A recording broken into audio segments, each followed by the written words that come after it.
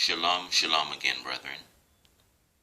I continue to share with you the lesson study entitled Yahuah's New Moon. When is it and why is it important? So before we continue to see the days upon which Scripture states light is upon, let us look at a few scriptures that helps us to see what was done on these very special days called New Moon Days. And let us see what can be done as well as what should not be done on New Moon Days. In Exodus chapter 40, verse 1 and verse 2, it reads, "And Yahuah spoke unto Moshe, saying, On the first day of the first month shalt thou set up the tabernacle of the tent of the congregation." So here we see this first day of the first month. We know it to be New Moon Day, and Yahuah is allowing Moses, he's telling Moses to set up the tabernacle on this day.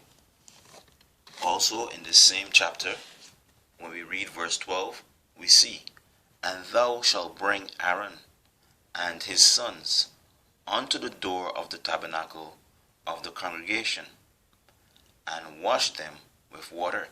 So we see certain things happening on the New Moon Day.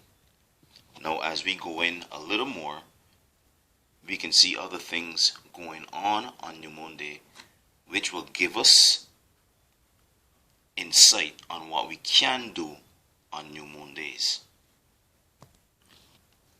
So we can see and we should understand that work on places such as homes which are established for the use of fellowship is in line with this scripture here in Exodus chapter 40 verse 1 and verse 2. If we read also in Numbers chapter 10 verse 10, we see that trumpets were blown upon New Moon Days, among other things that were done on this day. So one can see that New Moon Days is a day regarded for gathering together and feasting. We may see this in 1 Samuel chapter 20, when we read verse 5, 18, verses 24 to 26. And bear in mind that certain forms of work could be done on New Moon Day that could not be done on the seventh day Shabbat. For instance, if we read Isaiah chapter 1 verse 13, Isaiah chapter 66 verse 23, Psalms chapter 81 verse 3, and 2 Kings chapter 4 verse 23. Of course, there are many other scriptures that can be shared, but for the sake of trying to conserve time, I would not go into it. Now to the scriptures that show that there is always light upon the first seventh day Shabbat of the month. Please remember that the first seventh day Shabbat of every scriptural month is always day 8, day number 8 of the scriptural month. It is the seventh day after the New Moon Day. Because the New Moon Day is day number 1 of the month, we still have to go through the process of the 6 work days that are allotted to us after the new moon day, as it is stated in Exodus chapter 20, verse 9 to 11. After those 6 work days have been completed, the 7th day, which is day number 8 of the month, is the first 7th day Shabbat.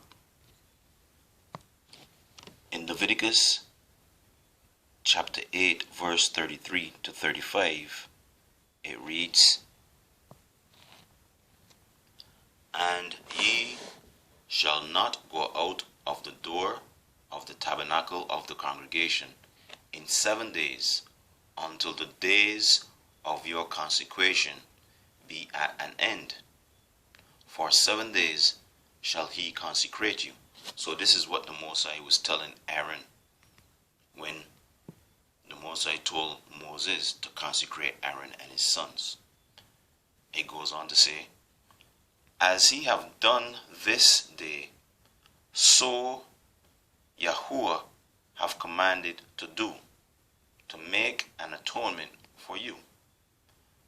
Therefore shall ye abide at the door of the tabernacle of the congregation day and night 7 days, and keep the charge of Yahuah, that ye die not, for so I am commanded." When we read Leviticus chapter 9, verse 1, and then verse 23 to 24, it reads, "And it came to pass on the 8th day that Moshe called Aaron and his sons and the elders of Israel." Now when we go down to verse 23 and verse 24, we see that it reads, "And Moshe and Aaron went into the tabernacle of the congregation, and came out, and blessed the people, and the glory of Yahuah appeared unto all the people. And there came a fire out from before Yahuah, and consumed upon the altar the burnt offering and the fat, which when all the people saw, they shouted and fell on their faces." So here we see this 8th day that scripture mentions clearly lets us know that the 7-day process of the consecration of Aaron and his sons ended on the first Shabbat of the month, of that first month wherein Aaron and his sons were consecrated. This then, we can see that this Shabbat has light on it because, of course, it is 7 days after the new moon day, which would have also had light upon it. For more reference, we may read 2 Chronicles chapter 7, verse 8 to verse 11. Now, we go into the second Shabbat, which is day 15 of the month. We may read Exodus chapter 12, verse 6 to verse 12. Remember that the point in bringing forth these scriptures is to show that from the new moon day to the last Shabbat of the month, there is always light on these days, but there's never light shone upon the 29th day, which is the final Shabbat of the month. There's never any light, and scripture will corroborate that as we go forward. In Exodus chapter 12, verse 6 to verse 12, we read, "And ye shall keep it until the 14th day of the same month. And the whole assembly of the congregation of Israel shall kill it in the evening. And they shall take of the blood, and strike it on the two side post, and on the upper door post of the houses, wherein they shall eat it. And they shall eat the flesh in that night, roast with fire, and unleavened bread, and with bitter herbs they shall eat it. Eat not of it raw, nor sodden at all with water, but roast with fire his head, his legs, with the purtenance thereof. And he shall let nothing of it remain until the morning. And that which remaineth of it until the morning ye shall burn with fire. And thus shall ye eat it, with your loins girded, your shoes on your feet, and your staff in your hand, and ye shall eat it in haste. It is Yahuwah's Passover, for I will pass through the land of Mitzrayim this night, and will smite all the firstborn in the land of Mitzrayim, both man and beast.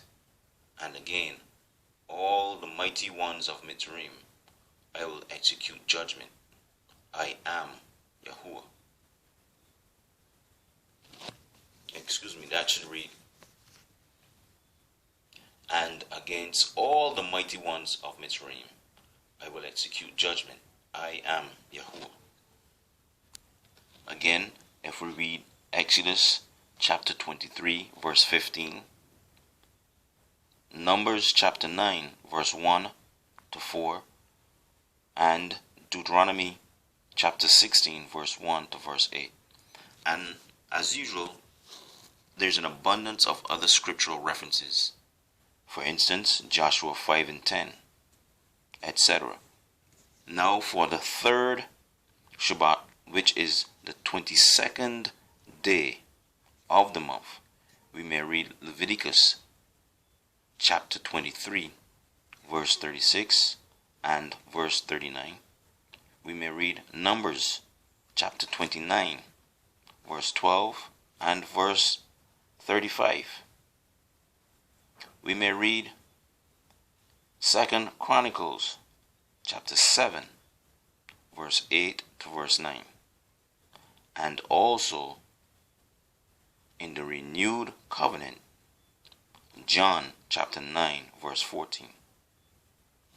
Notice how there is always light on each of the previous Shabbats, but there's never light ever shone on the fourth Shabbat in Scripture, and that day no light is ever seen from the moon on this, the 29th day of the month. Now, as we continue to engage a little more in scriptures regarding when is Yahuwah's new moon and why is it important, we may also look to the book of Enoch. And in this instance, I am using the R.H. Charles version. In Enoch chapter 73 verse 5, it reads, "And thus she rises, and her first phase in the east comes forth on the 13th morning, and on that day she becomes visible and constitutes for you the first phase of the moon on the 13th day, together with the sun in the portal where the sun rises." Here, the appearance of the moon is clearly associated with the beginning of the month. Again, we read in Enoch chapter 78, verse 11, and on the first day she is called the new moon, for on that day the light rises upon her. Here, the new moon day is defined as the day the moon receives its light from the sun. Since the lunar conjunction as we know is when the moon is not seen.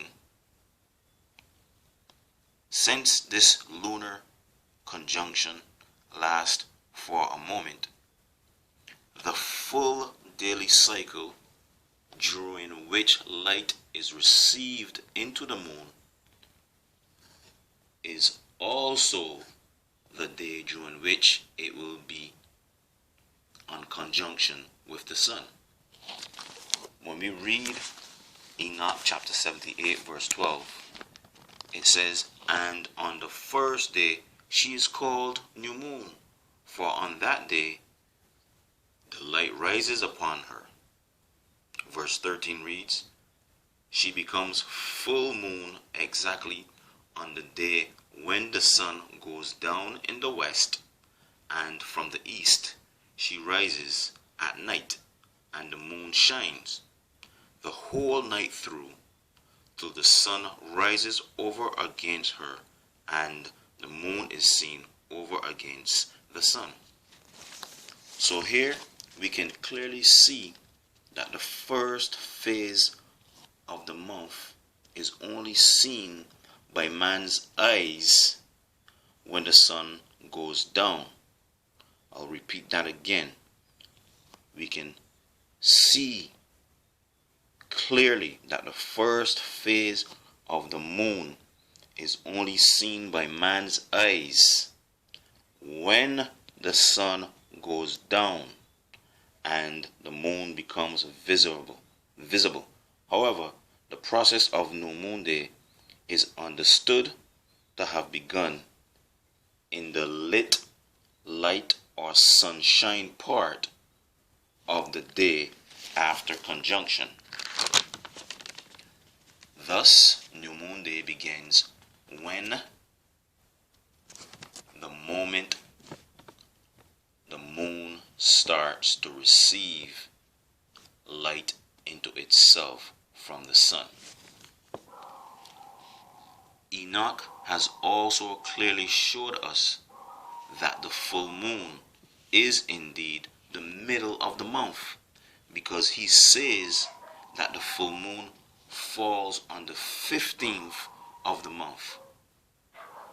This occurs 2 weeks after the first lunar phase of the new moon.